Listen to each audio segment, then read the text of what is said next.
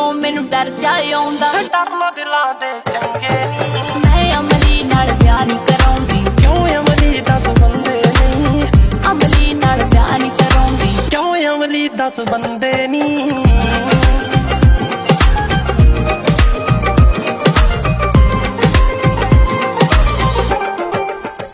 2 दिन पहले ये रील वायरल हुई थी। इसमें एक कंडक्टर साहब एक विदेशी महिला के साथ बस के डैशबोर्ड के सामने खूब डैश के साथ खड़े थे। डैश यानी शान। कंडक्टर साहब की बॉडी लैंग्वेज ही बता रही थी कि जनाब मस्त मौला स्वभाव के हैं। महिला भी कंडक्टर बाबू के स्वभाव को देखते हुए बिल्कुल इजी माहौल में दिख रही है। रील की बैकग्राउंड में गाना चल रहा है, मैं अमली नाल ब्याह नहीं कराउंदी क्यों अमली 10 बंदे नी। एक बार फिर से रील देखिए और इन दोनों के चेहरों के भाव भी। इथों मैनू डर जाए आउंदा डरना दिलां दे चंगे नी मैं अमली नाल प्यार नहीं कराउंदी क्यों अमली 10 बंदे नी अमली नाल प्यार नहीं कराउंदी क्यों अमली 10 बंदे नी।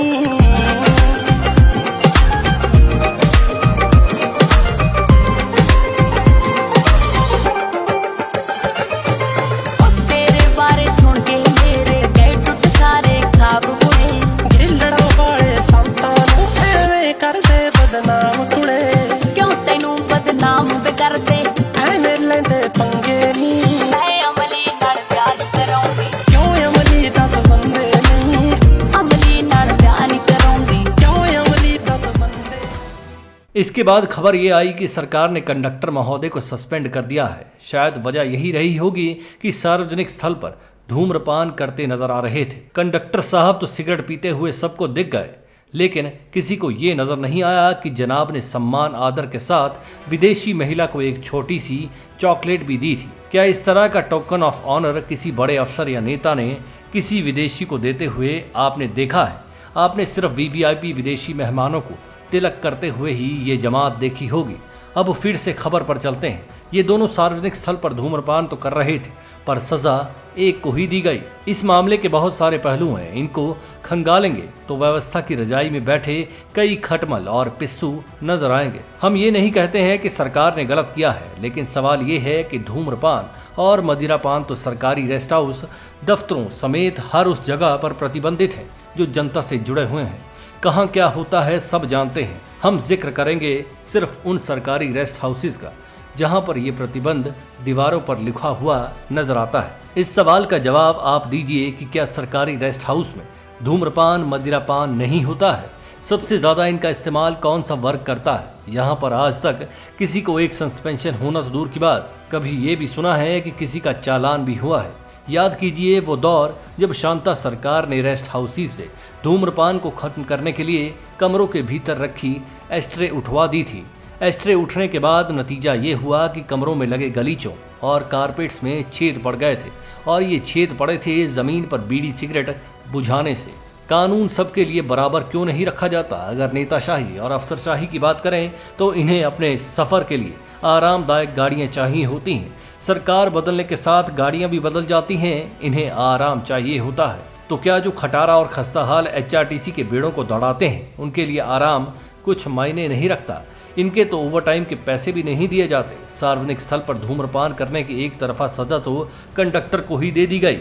वर्णनीय है कि सार्वजनिक स्थल पर धूम्रपान करने का जुर्माना 200 रुपये है। यहाँ तो सजा के तौर पर रोजगार के ही लाले पड़ गए। सामूहिक तौर पर आम आदमी के हकों से खिलवाड़ करने के लिए मशहूर व्यवस्था के पहरेदारों को क्या कभी लापरवाही बरतने की सजा दी गई? एक आम आदमी की भाषा में बात करें तो सरकार का डंडा असरदार लोगों पर क्यों नहीं चलता?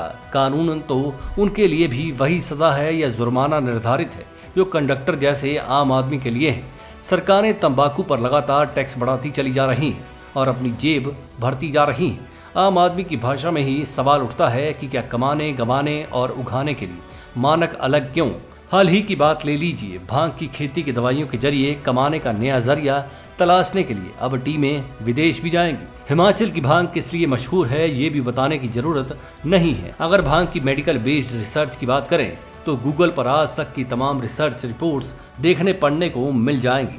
ऐसे में सवाल उठता है कि जब गूगल पर सब रेडीमेड पढ़ने समझने को है तो फालतू का खर्चा यात्राओं पर करने की क्या जरूरत है?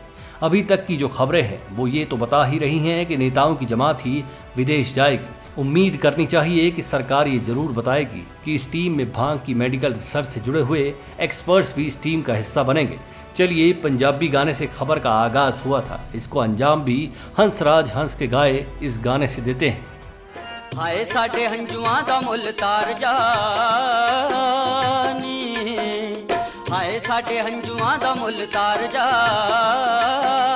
नागणे ने एक डंग होर मार जा, नागणे ने एक डंग होर मार जा, हाय साडे। अब आप पूछेंगे कि यहाँ पर नागिन कहाँ से आ गई। जबरन नागिन बनाई हुई वो व्यवस्था है जिसका डंक कैसे किसको मारना है ये सपेरे ही तय करेंगे। अब सपेरे कौन हैं ये भी आप ही तय कीजिए। काश अब कंडक्टर साहब इस पर भी रील बनाए कि नागणे नी एक डंग होर मार जा। विशाल, ब्लैक एंड व्हाइट न्यूज।